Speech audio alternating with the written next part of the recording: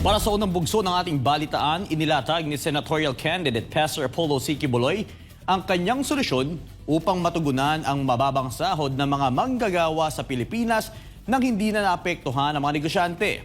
Ano kaya ito? Alamin natin sa balita ni Daniela Paulite. May nakahandang solusyon si Senatorial Candidate Pastor Apollo C. Quiboloy upang matugunan ang matagal ng hinaing ng mga manggagawa tungkol sa mababang sahod sa Pilipinas. Sa ngayon, umiiral ang Wage Rationalization Act na nagtatakda ng minimum wage rate sa Pilipinas at ang Salary Standardization Law na nagtatakda ng mga pamantayan para sa sahod at benepisyo ng mga kawani ng gobyerno. Sa proclamation rally ni Pastor Apollo C. Quiboloy kamakailan, sa pamamagitan ng video message, ibinahagi ng butihing pastor ang kanyang panukalang Living Wage Act na magbibigay ng tamang sahod sa mga manggagawa at kawani ng gobyerno. Sa ilalim nito, ipatutupad ang unti-unting pagtaas ng sahod sa lahat ng rehiyon at sisiguruhing magkakaroon ng taunang adjustment sa sahod batay sa pagtaas ng presyo ng mga bilihin at antas ng pamumuhay sa bawat rehiyon. Anya, ang sistemang ito ay magbibigay daan para sa mas maayos na pagsasaayos ng mga negosyante sa sahod nang hindi maaapektuhan ang kanilang operasyon.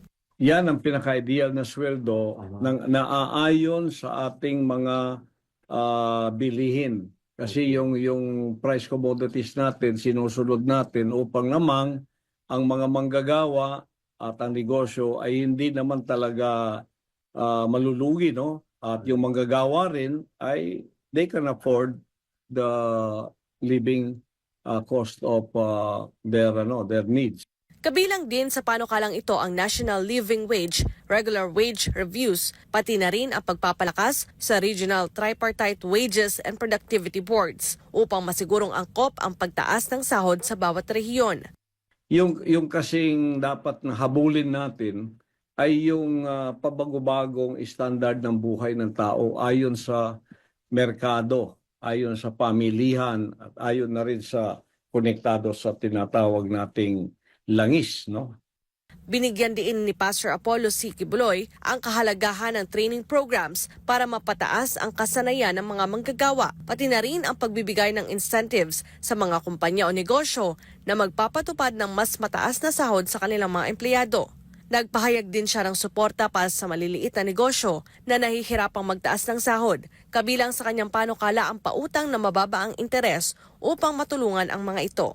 Kasama sa kanyang mga panukala ang public awareness campaigns para malaman ng mga employer at mga empleyado ang benepisyo ng fair wages. Upang matiyak na magiging epektibo ang mga hakbang na ito, sinabi ni Pastor Quiboloy na magtataguyod siya ng legislative action for a living wage kung saan magpapataw ng multa para sa mga hindi susunod sa mga living wage requirements. Magkakaroon din ng monitoring sa inflation at cost of living adjustments upang matugunan ang patuloy na pagtaas ng presyo at masigurong maabot ng mga manggagawa ang kanilang pangangailangan sa buhay.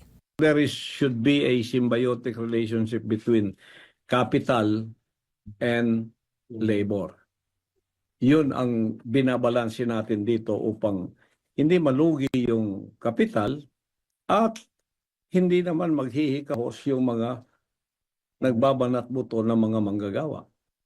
Mababatid na kamakailan ay inaprubahan ng House Committee on Labor and Employment ang panukalang batas na naglalayong magbigay ng 200 pesos na dagdag sa arawang sahod ng mga manggagawa sa pribadong sektor. Gayunpaman, ilang negosyante ang nagpakita ng pangamba kaugnay dito.